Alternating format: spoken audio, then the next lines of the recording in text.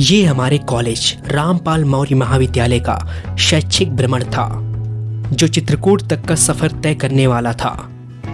ये 30 नवंबर 2024 को हुआ था, जिसमें बीए के तमाम छात्र छात्राओं व शिक्षक के साथ हम भी गए थे। हम 3 दोस्त अरुण, अंकित और मैं यानी सत्यम, हम तीनों दोस्त जुगाड़ लगाकर इस टूर में गए थे। ये टूर था बीए के 5th सेमेस्टर का और हम थे 1st सेमेस्टर में।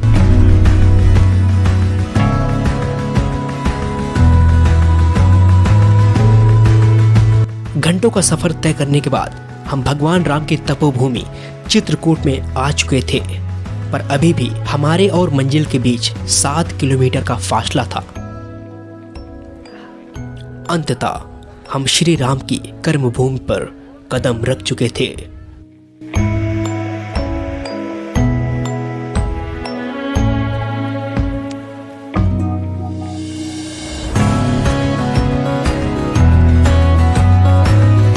कुछ कदम चलने के बाद हम गुप्त गोदावरी की प्रथम गुफा के द्वार पर पहुंच चुके थे और अब बारी थी अंदर प्रवेश करने की।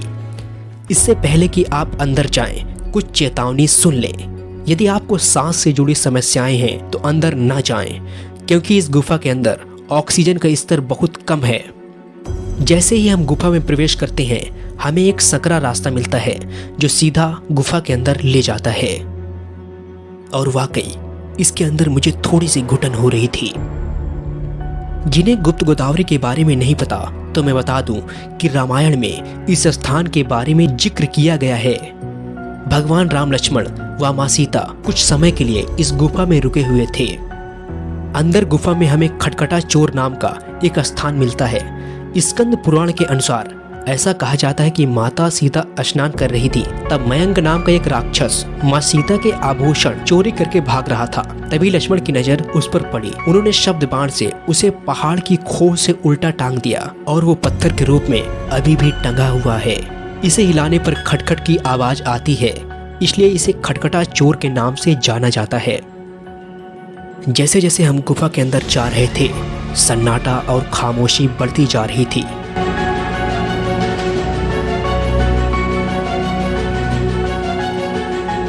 और अब हमें जाना था पानी वाली गुफा में। ये पानी कहां से आता है, आज तक किसी को कुछ नहीं पता चला। और अब बारी थी हमें इस जलमार्ग से चलकर आगे जाने की। मैंने पानी में कदम रख दिया था, पर अब हिम्मत नहीं हो रही थी इसके अंदर जाने की, क्योंकि मुझे लग रहा था कि मैं भीग जाऊंगा। पर दोस्त के कहने पर मुझे अंदर जाना पड़ा।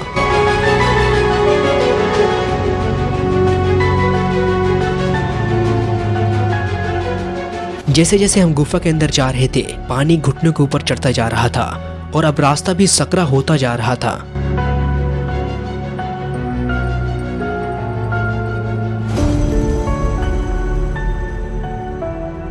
और अंदर जाने पर फिर से रास्ता चौड़ा हो गया, पर अभी भी पानी घुटने के ऊपर था। इसके बाद हम गुफा के बाहर आ गए, पर अभी भी हमारा दिमाग इस रहस्यमय गुफा के बारे में सोच रहा था। अब हम जा रहे थे सती अनुसुईया, जो यहाँ से 17 से 18 किलोमीटर दूर था।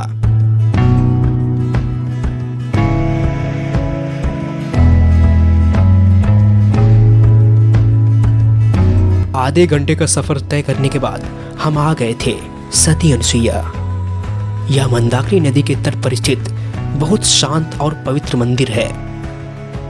सती अनुसुईया वैदिक इतिहास की सबसे प्रसिद्ध महिलाओं में से एक है। इस आश्रम में वे अपने पति ऋषि अत्रि और 3 पुत्रों के साथ रहीं। ऐसा कहा जाता है कि 10 वर्षों तक इस क्षेत्र में भयंकर सूखा और अकाल पड़ गया था। माता अनुसुईया की कठोर तपस्या से मंदाकिनी नदी यहाँ प्रकट हुई, जिससे फिर से चारों तरफ हरियाली और नवजीवन आ गया। इस आश्रम में भगवान राम, लक्ष्मण व मां सीता एक रात को ठहरे हुए थे और भगवान राम ने मां अनुसुईया को अपने सभी रूपों के दर्शन दिए थे। मां अनुसुईया के दर्शन के पश्चात अब हम जा रहे थे हनुमान धारा।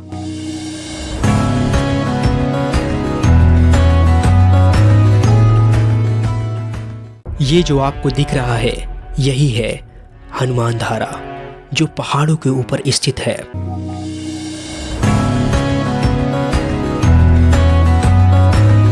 इन सीढ़ियों के माध्यम से ऊपर पहुंचना होता है।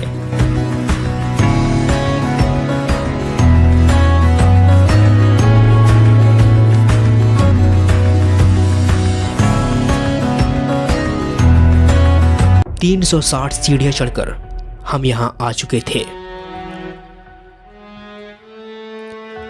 हर दिन हजारों की संख्या में श्रद्धालु यहां आते रहते हैं। और ये है हनुमान धारा।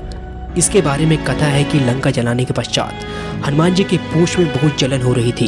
तब श्री राम ने अपने बाण के प्रहार से एक धारा बनाई, जिसके जल से हनुमान जी की पूंछ को बहुत राहत महसूस हुई और वह क्षण भर में ठीक हो गई।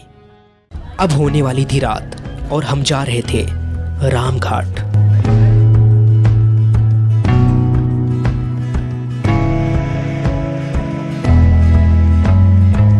मंदाकिनी नदी के किनारे स्थित ये है रामघाट।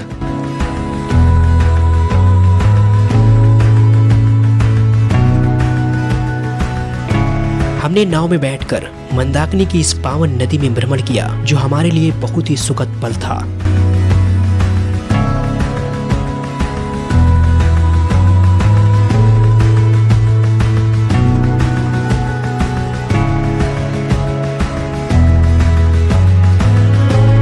भगवान राम ने सीता व लक्ष्मण के साथ रामायण काल के दौरान अपने वनवास का एक हिस्सा यहीं बिताया था। अब हमें तीव्र भूख का अनुभव हुआ और हम आ गए भोजनालय।